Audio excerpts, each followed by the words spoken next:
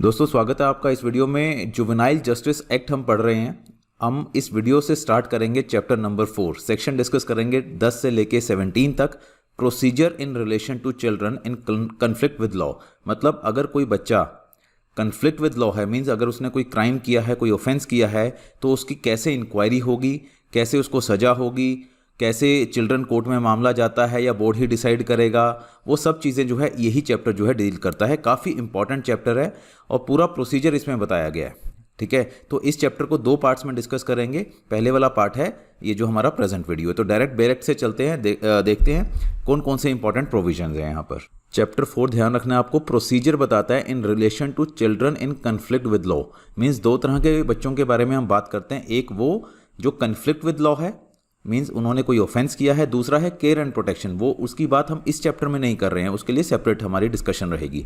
तो सेक्शन 10 क्या बोलता है? Apprehension of a child alleged to be in conflict with law. Means अगर कोई बच्चा जिसको कि आरोपी माना जाता है कि उसने कोई ऑफेंस किया है, उसका कैसे एप्रीहेंशन होगा, कैसे उसको पकड़ा जाएगा, कैसे उसको पेश किया जाएगा, उसके बारे में सेक्शन 10 बताता है।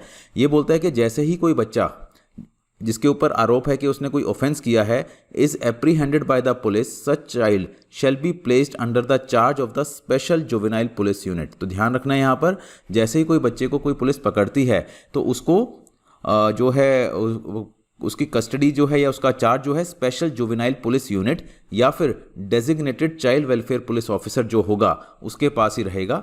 वो फिर फर्दर जो है उस बच्चे को प्रोड्यूस करेगा before the board without any loss of time, बिना टाइम गवाए वो बोर्ड के पास उसको पेश करेगा विद इन 24 आवर्स। ठीक है, और अगर कोई जर्नी वगैरह करनी पड़े, कहीं से कहीं जाना पड़े, तो वो टाइम एक्सक्लूड होगा। तो 24 घंटे के अंदर अंदर उसको वहां पर पेश करना होगा।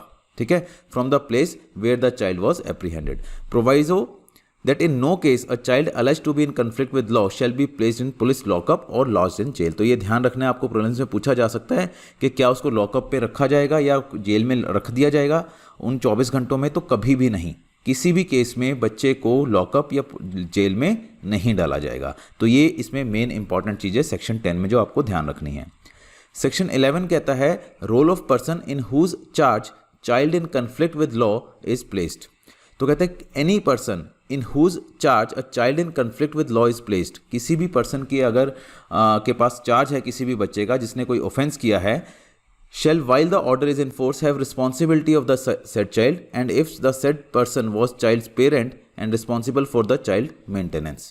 तो कहता है कि जो भी रिस्पॉन्सिबिलिटी होगी उस बच्चे की, उस पर्सन की ही होगी। उस बच्चे को एज पेरेंट ही उसको वो ट्रीट रखेगा, मतलब जैसे पेरेंट किसी भी बच्चे को अपने बच्चे के लिए रिस्पॉन्सिबल होता है उसको मेंटेन करने के लिए, ऐसे ही वो पर्सन जिसकी भी कस्टडी में उस बच्चे का चार्ज दिया गया है उसको बच्चे को रखेगा।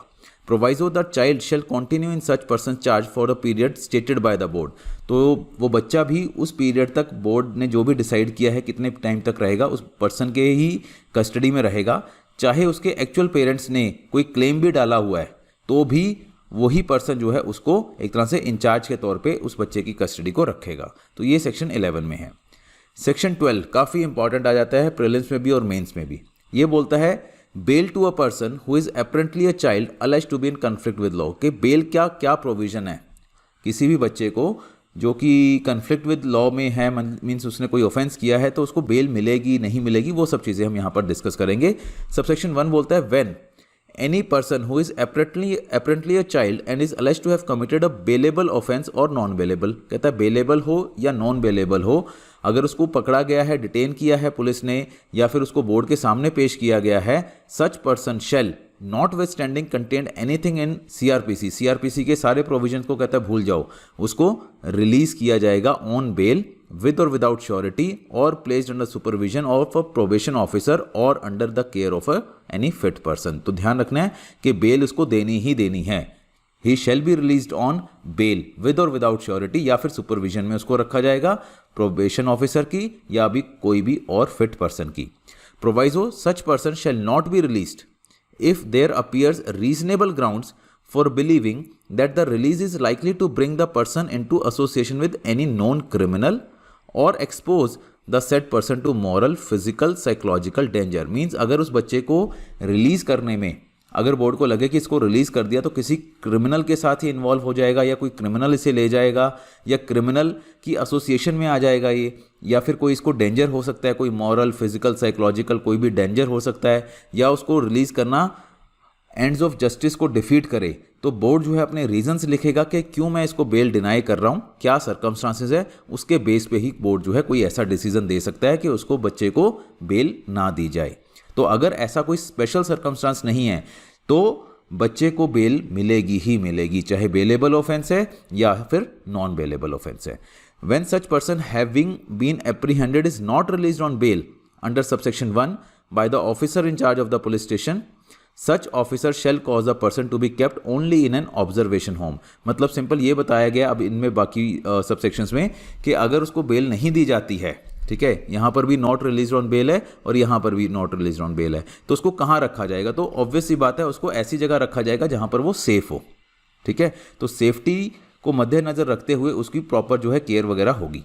When a child in conflict with law is unable to fulfil the conditions of bail order within 7 days of the bail order, such child shall be produced before the board for modification of the conditions of bail। अगर बच्चे के ऊपर कोई conditions लगाई हैं कि bell के लिए क्या कंडीशन है और वो जो है 7 दिनों के अंदर अंदर वो कंडीशन फुलफिल नहीं कर पाता, तो बोर्ड जो है उसको मॉडिफाई कर देगा कंडीशंस को। तो मेन चीज़ आपको ध्यान रखनी है सेक्शन 12 में कि अगर कोई भी बच्चा जिसके ऊपर कोई आरोप है कि उसने कोई गुनाह किया है, ऑफेंस किया है, तो उसको बेल मिलेगी ही मिलेगी। अगर कोई एक्स्ट्रा ऑर्डिनरी सर्कमस्टांसेस है, उसको बेल पे रिलीज़ करना ठीक नहीं है और उसको खुद को ही डेंजर है, मॉरल, फिजिकल या साइकोलॉजिकल, तो रीजंस रिकॉर्ड करके बेल डिनाई की जा सकती है, बट उसकी सेफ्टी को मद्देनजर रखते हुए उसकी प्रॉपर जो है स्टे का इंतजाम किया जाएगा। सेक्शन 13 है इन्फॉर्मेशन टू पेरेंट्स, गार्डियन और प्रोबेशन ऑफिसर। जैसे हम सीआरपीसी में पढ़ते हैं कि अगर कोई पर्सन को अरेस्ट किया जाता है तो उसके जो भी रिलेटिव्स हैं, फ्रेंड्स हैं या फिर कोई पेरेंट्स जो भी है, फैमिली मेम्बर्स, उनको इन्फॉर्म करते हैं। ऐसा ही प्रोविजन यहाँ पर है।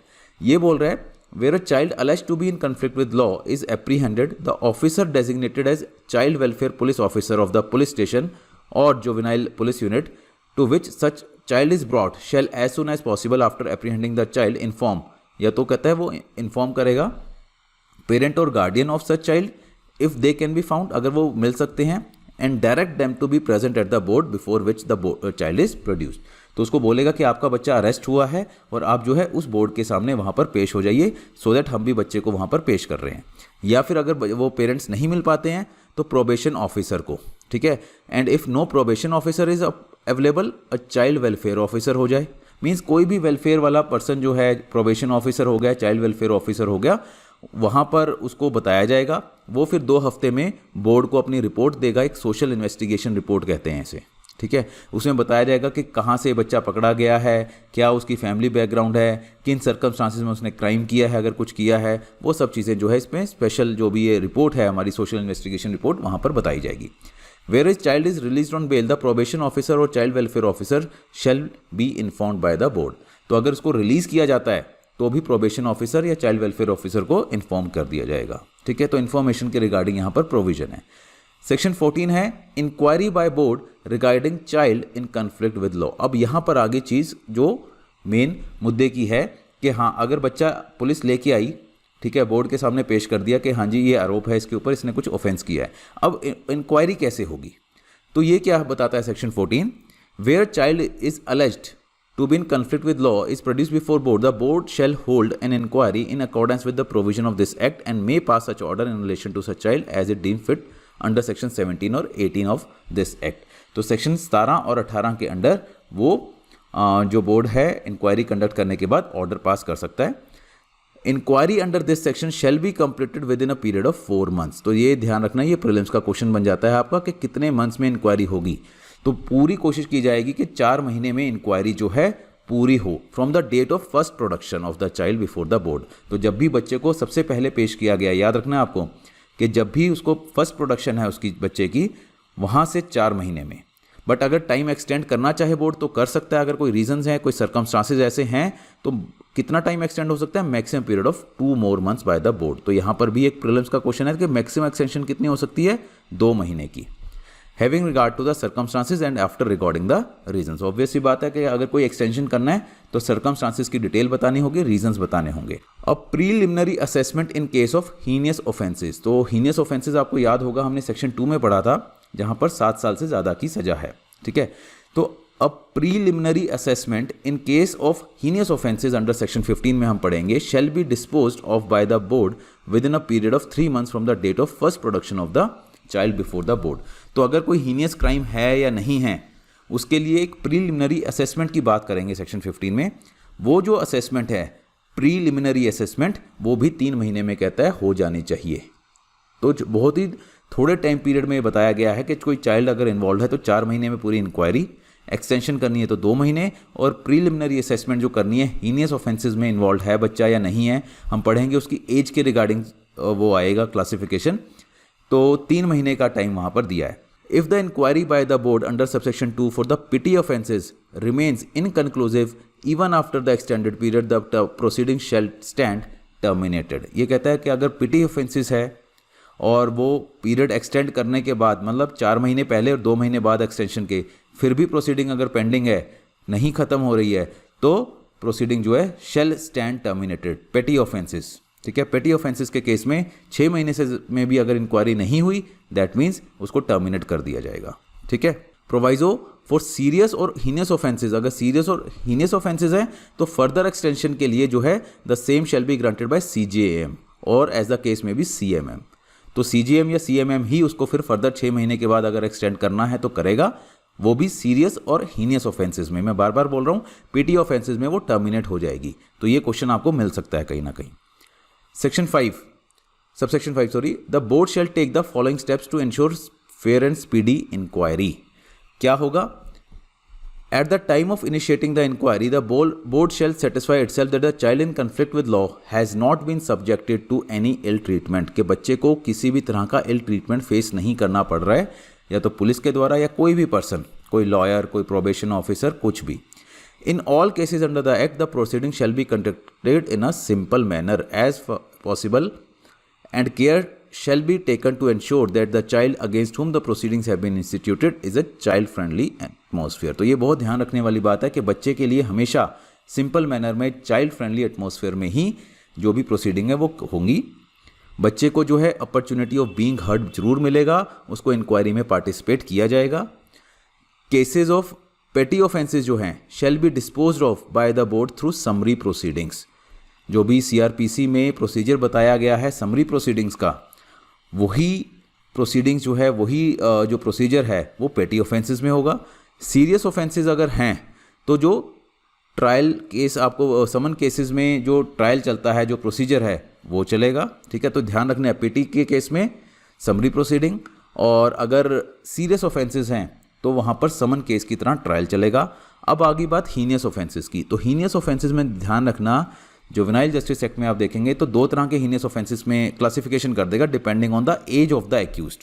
तो जो बच्चा है, बच्चा तो है 18 से नीचे तो है, बट यहाँ पर 16 साल प्लस और अप टू 16 ईयर्स, या इसको बेटर है यहाँ पर इसको ऐसे कीजिए 16 एंड 16 प्लस, और यहाँ पर कीजिए 16 से नीचे वाला। तो 2 उसमें ग्रुप्स में बांट दिया है।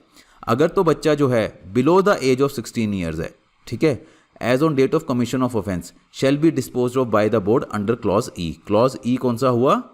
जहां पर समन केस की तरह ट्रायल है। तो अगर तो बच्चा 16 साल से नीचे का है और हीनियस ऑफेंस में इन्वॉल्व है, तो उसको समन केस में जो ट्रायल होता है, हमारा जो प्रोसीजर है उसके अकॉर्डिंग जाएगा। बट अगर बच्चा जो है 16 या 16 साल से ऊपर है, याद रखना 16 या फिर 16 प्लस है, कौन सी? As the date of commission of an offence shall be dealt with in the manner prescribed under section 15। तो अगर 16 या 16 से ऊपर वाला है तो सेक्शन 15 का जो प्रोसीजर होगा उसके अकॉर्डिंग जो है उसका ट्रायल फिर आगे प्रोसीडिंग चलेगी।